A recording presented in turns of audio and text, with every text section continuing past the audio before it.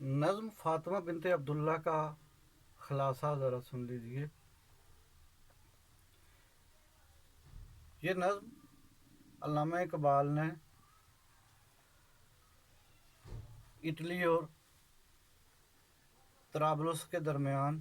ہونے والی جنگ کے پس منظر میں لکھی ہے۔ اس جنگ میں اٹلی اور اس کے اتحادی افواج کی تعداد 12,000 کے قریب تھی، جبکہ ترک فوجوں اور عرب فوجوں کی تعداد صرف 3,000 کے قریب تھی۔ تاہم جنگ کے اختتام پر اتحادی افواج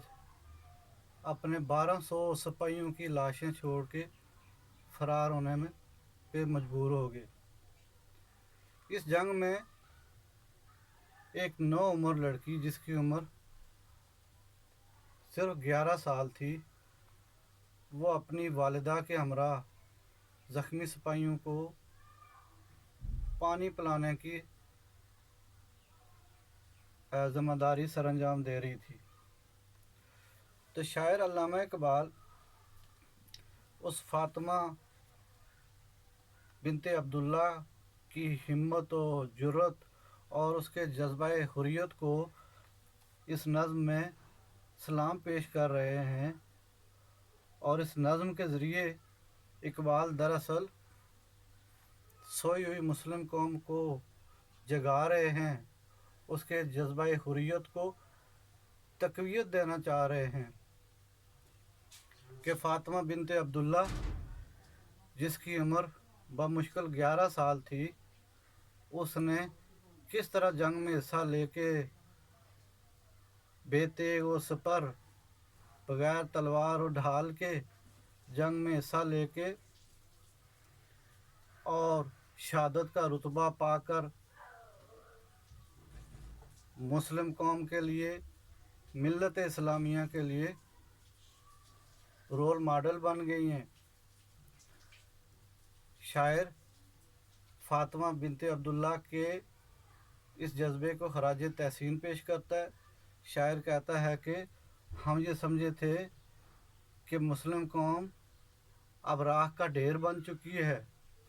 لیکن ہمیں کیا علم کہ اس راکھ کے ڈھیر میں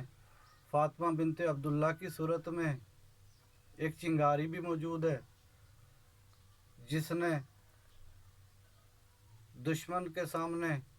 ایک شعلے کا کام کیا، اور ان کے جذبہ شوق کو، جذبہ جہاد کو، جذبہ حریت کو دیکھ کے مسلمان مجاہدین کے اندر نیا جوش و ولولہ پیدا ہوا، اور جس کے نتیجے میں اتحادی افواج پسپا ہونے پہ مجبور ہوئیں اور اپنے 1,200 سپاہیوں کی لاشیں چھوڑ کے فرار ہو گئیں۔ تو شاعر کہہ رہا ہے کہ فاطمہ بنت عبداللہ نے اپنے اسلاف کی اور مجاہدین اسلام کی قربانیوں کی لاج رکھ لی، اور ہمارے لیے ایک نئی مثال قائم کر دی کہ جنگوں کے لیے ساز و سامان یا مال و متاع کی ضرورت نہیں ہوتی، بلکہ جنگیں جذبے کے ساتھ لڑی جاتی ہیں، جنگیں جہاد کے ساتھ، جذبے کے ساتھ